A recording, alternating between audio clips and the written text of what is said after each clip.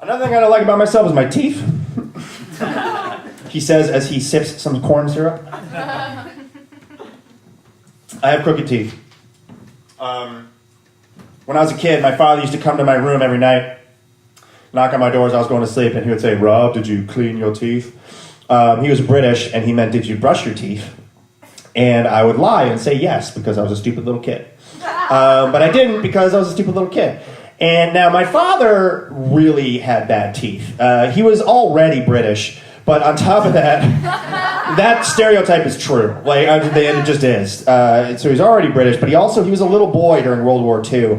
And when you're getting bombed by Nazis and rationed and you don't know if you're going to live the next day, dental hygiene is not at the top of your list of things to take care of. So he just grew up with these gray-green teeth. And one day, my parents and I one time were going out to a nice dinner, and we were waiting to get seated, and we were in the bar area, and there was a little, cocktail thing of nuts, and my father took a nut, and he bit into it, and he went, "Oh," and he just, reached in and pulled out a little bit of tooth that just cracked off, and he just put it in an ashtray, because at that point, what are you going to do? He's not going to, save it or whatever. So I think he always wanted me to brush my teeth to avoid his fate. So, when I was 27 years old, I did that thing that you do sometimes where you don't go to the dentist for 3 years, and then you go and you realize you need a lot of work. So I went, and the dentist looked at me, did an x-ray, and she's like, "You need a root canal, right now." And I was really scared, because root canal is yardstick. It's a measurement of how awful an experience could be. You know what I mean? It's I'd rather have a root canal than have a family. So I was really scared, but it wasn't that bad. If you have enough Novocaine, it doesn't matter at all. You're just sort of lying there, on a chair with your mouth open, and it was okay. And at that point, I hated my job so much, I was just happy to be away from work. So I had it was fine, and she says, "You know what? The tooth on the other side of your mouth, it's getting close to needing a root canal. So we're going to want to check that out again in 6 months when you come in for your checkup." So I said, okay. Roughly 5 months and 29 days later, I get one of the worst toothaches of my entire life. And I realize at 9:30 p.m. that I'm going to need a root canal. But it's 9:30 p.m., so I don't know what to do. Now, it was these waves of pain. And the thing is, when you get hurt externally, you hurt your arm, you break your arm, you can hold your arm, or you get a cut, you can apply pressure. When the pain is coming from inside your skull, there's nothing to do to stop it. There's nothing to alleviate it. So whenever the pain would hit, I just had this absurd gesture. I don't know where it came from, but I just went, "Ah!" I don't know why. Why does field goal equal no pain? So I went home, and I was living with my friend John at the time. We had an apartment together, and our mutual friend Risa had just graduated from med school, and she was staying with us that night, which was in retrospect, a miracle, because Risa had just graduated from med school, and she had a big fat tackle box full of drugs, just any any pill that you wanted. And she was I actually talked to John about this recently. I was like, "Dude, that's normal, right, for a med student to have a whole bunch of drugs on her?" And John goes, "Dude, no. Why would that be normal?"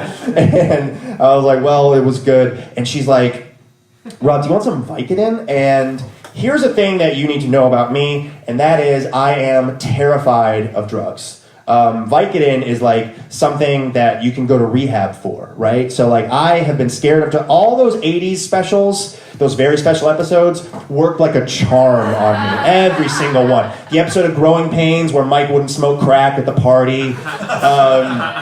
The episode of Punky Brewster where they brought drugs into the treehouse and one of the little girls had a seizure from PCP or some shit like that. There was an episode of 227 where Calvin's friend was a drug dealer and he got murdered at the end of the episode, and that scared the shit out of me. All of those things just worked so, I was so terrified of drugs. So Vicodin, no ma'am, I will not take Vicodin. And she's like, "Well, how about some Tylenol with codeine?" And I was like, "Tylenol with codeine? I've been prescribed that before by a physician. Yes, I will have some Tylenol with codeine." So I took 2, and it worked. And it was great. The pain went away for 30 fucking seconds, and then I'm totally back. It's just, and I'm just, there's nothing to take this pain away. I try to sleep. It's like 11:30. Everybody's trying to sleep. So I was like, I'll sleep. And I lay my head down on the pillow and I close my eyes and I'm just breathing. I'm like focused on whatever. And like, nope, I'm up and I'm pacing. And I'm like, I got to do something to get my mind off of this pain. Like, what can I do? Oh, I don't know. Here's what I'll do. I'll watch the best of Will Ferrell SNL DVDs. That'll be awesome. It's like, hey, we got to have more cowbell. And it's like, and it's now like 12:30, 1 o'clock, and I'm like, this is not going away. I don't know what to do. Eddie Murphy Raw was actually on YouTube for free at this point, so I was like, I'm going to watch Eddie Murphy Raw. This is going to be great. It's going to be fine. I was like, take my mind off it, not a big deal. It's like, we got McDonald's. And it's like 2 o'clock in the morning, 2:30, and I'm pacing around, and Risa actually comes to my door, knocks on and says, Rob, can you keep it down because I'm trying to sleep? You bet, Risa. It's going to be great. And I'm pacing, and I don't know what to do, and then it's like 3 o'clock in the morning, 3:30, 4 a.m. I can't sleep. I can't call my dentist. There's no one to talk to. It's dark, and when it's dark and you're in pain in the middle of the night, time moves so slowly, and I just don't know what to do. I was like on the verge of tears. Around 5 a.m., I called my mommy. Bear in mind, I am ostensibly a grown man at this point, but I needed to call my mommy, have her tell me that she loves me, and that this was going to be okay. I need that from my mom right now. So I call her in Rochester, 5 a.m. I wake her up, and she does tell me those things. This is going to be okay. Maybe I cried a little bit. Hey, man, I can admit it. And I mentioned to her, Risa has some Vicodin, and my mother, who is much more Puritan than I about drugs, if that's even possible, didn't balk at the idea of me taking Vicodin. She didn't say anything, so I took that as tacit approval to take the Vicodin. I had just I had nowhere else to go, man. I go into the living room, shake Risa awake, and I was like, Risa, give me the Vikes. And I take 2. Oh, and they work. They work so good, you guys. Like, I don't know if there's a high from it, but all I do know is they take pain away, man. And I slept until the morning, like around 4 hours. I called into work, and I said, I'm not coming in today. And I called my dentist, and I said, fire up the Novocaine, Daddy needs a root canal. And I got the root canal, and everything turned out fine. And I think about this now, and I realized, I should have listened to my dad. He was giving me a very simple lesson. Just brush your teeth. It's not that hard. And I paid for it, literally and physically.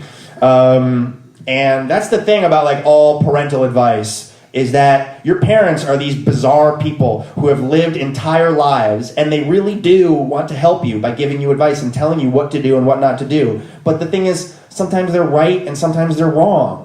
And the pisser of it is that you never know what they're right about until you've actually lived it for yourself. Thanks.